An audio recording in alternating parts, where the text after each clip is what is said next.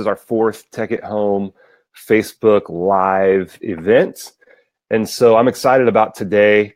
I'll introduce our guest in just a minute, but I just want to remind you that throughout our time, and even after we're done, you can post questions, you can post comments, and we will respond to those. We love the interaction that happens from this. So please interact with us, take some time to let us know your thoughts and your questions that you have. So our theme this week, Colin in his sermon this Sunday talked about fruit and the fruit that comes out of the things that we do in life, specifically our technology use. So one of the things, our big challenge for this week was to seek help if you need it, or to be a person who's willing to help others. And all of us have areas in our lives that are hard for us to see what's we have these windows in our lives. And there are these areas of our lives where it's hard for us to kind of see what's going on. And sometimes we need other people to help us see things about ourselves so that we can grow, so that we can change in good ways. Anyway, so today our guest is Elie Thompson. She is a marriage and family therapist. She's a member of our church. She leads the Hope class. She's also been involved in our student ministry. She's done a whole lot of things for us. I'm excited because she and I and Galen Jones, another one of our ministers, are going to be leading and teaching a class for parents this summer. We're excited about that. But let's go ahead and welcome in Elise. And I appreciate her taking the time to join us today. She's had a busy day. And Elise, thanks for coming on with us for a few minutes. Yes, you're welcome. Hi, Greg. Hey, Hi, how are you everyone. doing? I'm good. How are you? I'm good. How are you? I'm doing well. So let's just start, because you are a mom of 3 young adults. Yes. Which 3 wonderful young adults. I like all of them. I'm sure you do too. I like them too. That's good.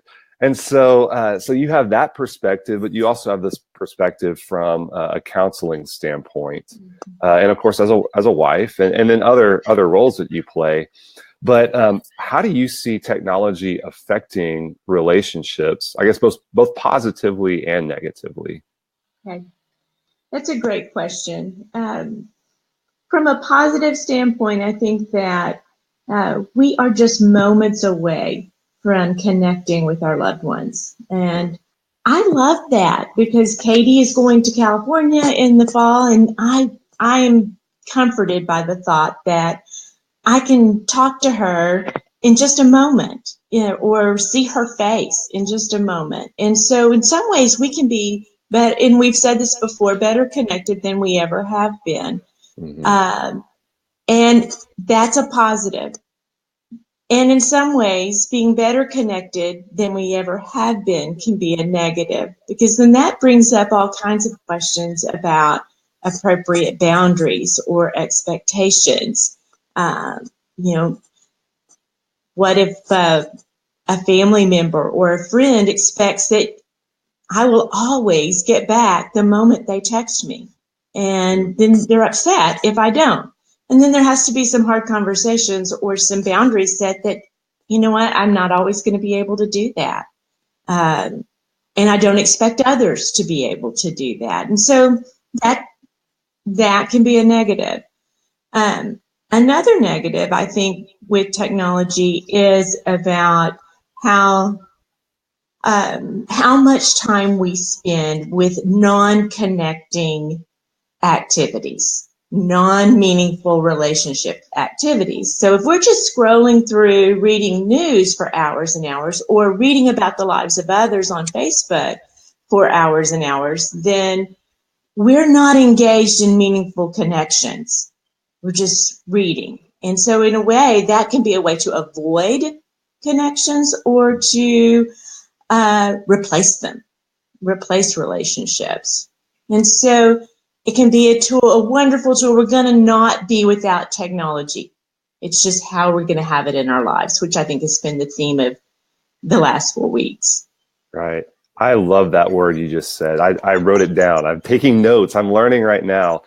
Meaningful connection. I like the idea of asking ourselves when we get on our phone, am I doing something meaningful or is this meaningless? Right. And so that can really, I think that's something that can help us a lot. So I appreciate you sharing that. So let's talk about the challenges of technology for a minute. When it comes to these challenges, whether it's addiction or increased anxiety, I mean, it could be anything, the lack of meaningful use of technology, anything else you could add to that.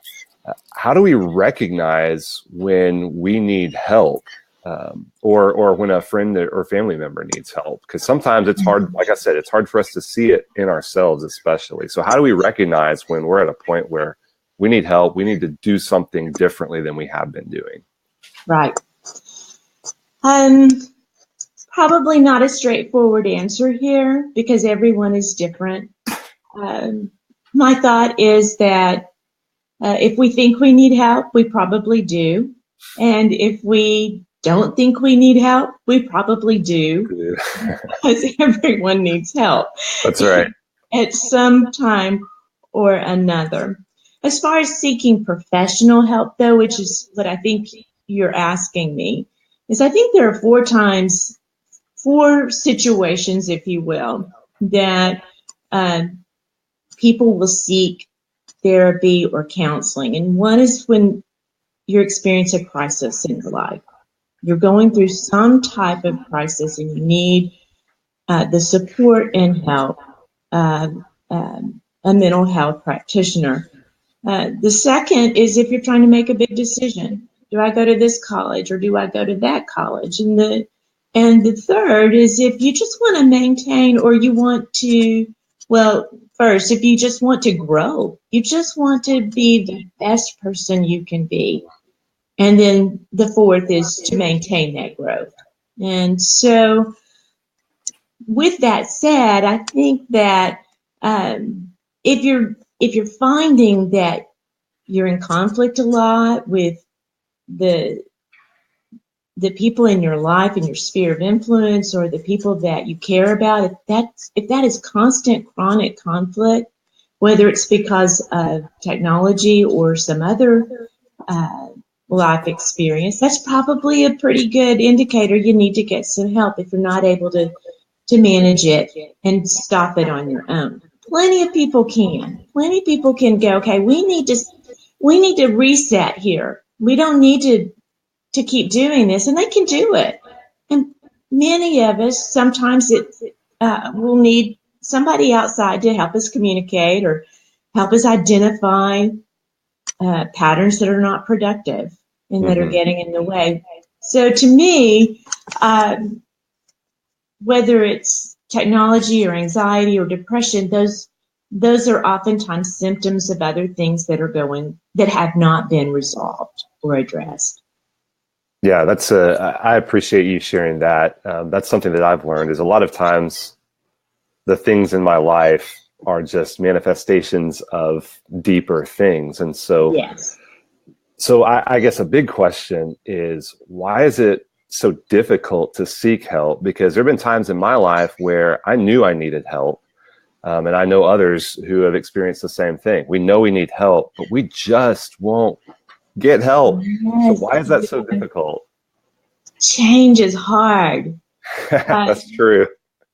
And I've been there too, where maybe because I thought I could handle it on my own. So perhaps one of the reasons that it's so hard to seek out help is we are prideful.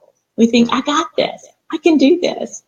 Or the other reason I think is maybe we're ashamed. There's a sense of shame. Maybe I'm supposed to be able to figure this out and get this straightened out on my own.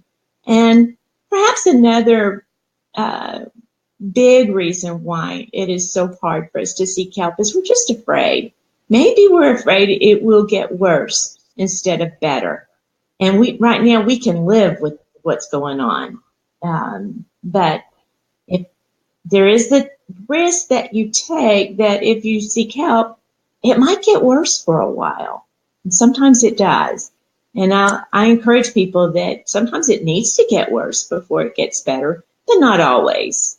Most of the time, we can make some small changes that will make a big difference over time if we'll just take that step and get over our pride, our fear, or our shame, or at least set it aside for a moment, because those are things you can work on when you do seek help.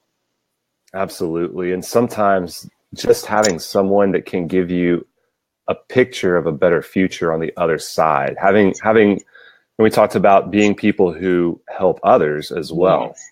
So that's why real relationship and real connection is so important, because sometimes when I'm in the midst of something, of a struggle, it's not sometimes, when I'm in the midst of a struggle, it's good to have people on the other side who are with me, who are saying, there's something better. There's something better. And so just having that encouragement helps a lot.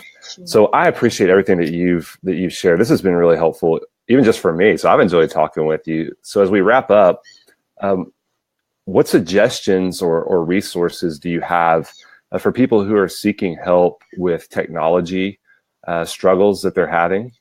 Or maybe, I mean, it could be anything in life as we've talked about, but specifically with technology. I think, like I said, that I think technology difficulties could be a symptom of other things. And so resources could be, whatever that person feels comfortable with seeking out first. So it could be a group, it could be something like Celebrate Recovery or Hope, or it could be first talking with a friend. I don't want to underestimate the value of friendships. And then there are also some really good resources. I'm a relationship therapist, so my bias is relationships. And so I think that there's some really good resources just for relationships. Anything that's on the Gottman Institute, he has some really good blogs that could be helpful just on a day-to-day basis to try to stay on track. Les and Leslie Parrott have a really good website and they're not necessarily specific to technology, the healthy use of technology. Now, I know the Parrots do have a couple of video blogs that are specific to that, but they are just really good at helping you stay on track daily. Because if we don't keep putting information into our lives about how to live well and love well, we're not going to. And so the more we can do that, I think the better off we're going to be in the long run. And so those are two resources that come to mind that are not technology necessarily based, but more the big picture.